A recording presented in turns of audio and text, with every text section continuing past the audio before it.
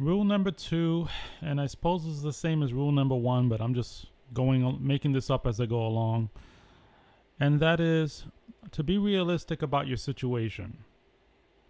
I think that is one of the first steps to getting out of a very messy situation.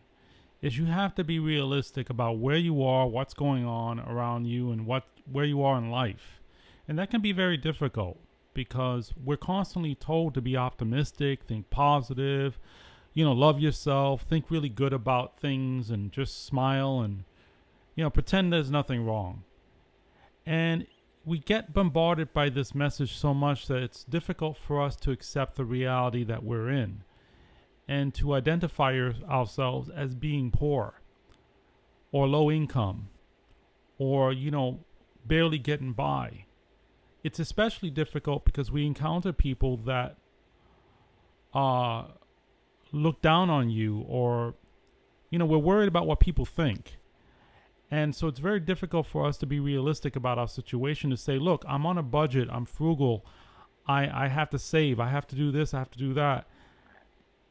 And so being realistic is a very important thing, and it's so easy to lose track of where you are, what's going on, because nobody wants to think about this. Nobody wants to focus on this. You just want to enjoy yourself and live your life and, have a cup of coffee without having it in the back of your mind like, damn, I'm in this position that I'm in. But you have to first admit to yourself and admit to other people what's going on in your life, and not be afraid of that, because it's like anything else that you want to get over. Like if you're an alcoholic or you're a drug addict or you're anything, the first step is to admit you have a problem. And poverty is a problem. Being low income is a problem.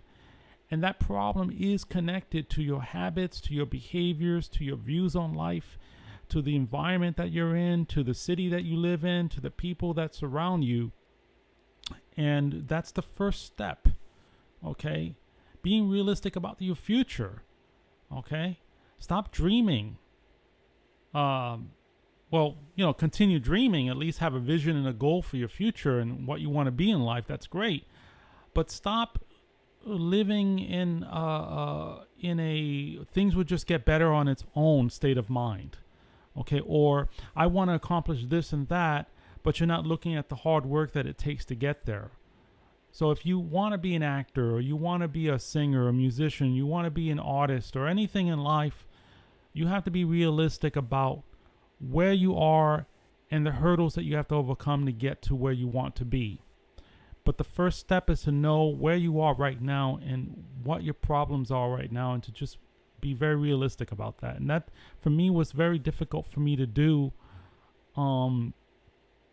And because I'm normally a very optimistic and positive person. I like to joke around. I like to laugh. I like to take things easy. And it was incredibly difficult for me to put my foot down and say, no, this is where I'm at, and this is the situation I'm in. And furthermore, with other people, who are around you, some people are gonna say you're being bitter, or you're being negative, or you're, thinking too badly. It's not that bad. People around you might not understand your point of view, and that's okay.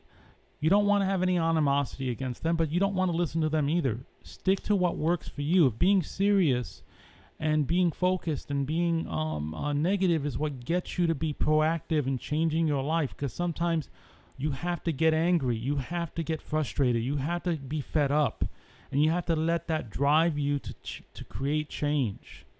Okay? You cannot create change if you're content and you're okay with your situation. If you are, wonderful. Stay broke. Stay low income. Live that life if that's what you want. But if you want to improve your life, you want to move forward, you have to accept the reality of where you're at. Okay? And not hide it. And, admit to yourself the truth. But at the same time, understand that things can get better. How much better? I don't know. I really don't know. But if there's opportunity there to improve your life, if you know, and there usually is opportunity, all right, then you have to start taking it. But it starts with understanding where you're at. That's how you make a plan. That's how you plan ahead. And you have to be realistic about your future too. You can't think to yourself, oh, once I get out of college, everything will be fine. Or, once I get that job, all my problems are over. Or once I get my tax returns, I'm out of the situation. Nope. It's not that easy. It's not that easy.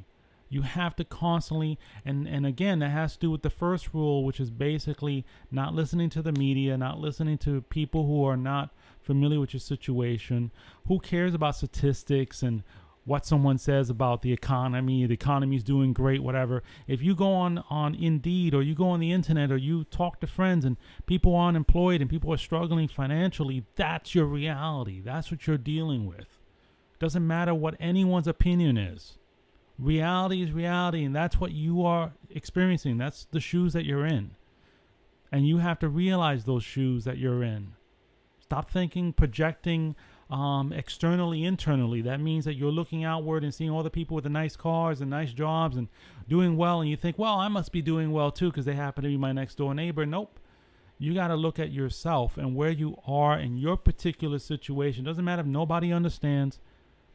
Okay? Sometimes I don't understand. But you have to. That's the first step.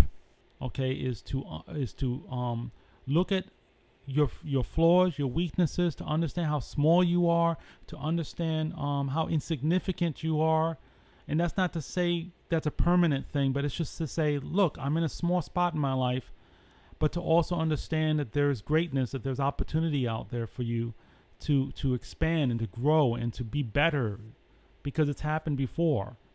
Okay, with other people who've struggled.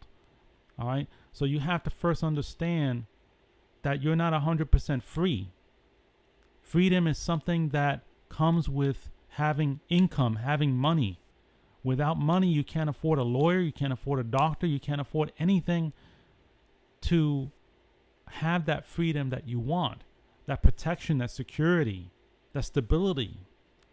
So you have to understand and admit to yourself where you are, and then the next step is to confront that. And but that's the first thing you got to do. Okay, take proper inventory. Look at your bank account. Look at your debt.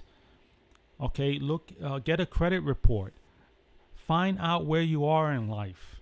Don't be afraid to find out the truth.